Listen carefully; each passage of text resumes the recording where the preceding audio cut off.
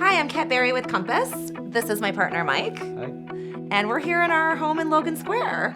We are about to embark on a bathroom renovation project, and we wanted to share it with you all.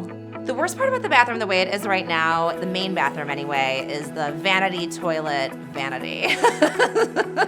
Bit of a strange configuration. It's got some challenges, definitely was kind of cobbled together.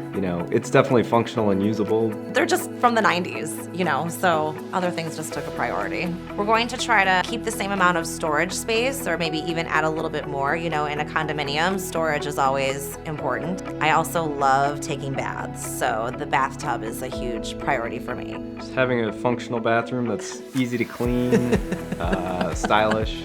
The guest bathroom is completely clean and functional, and you don't really need a lot in a guest bathroom, so we aren't really gonna change the layout at all.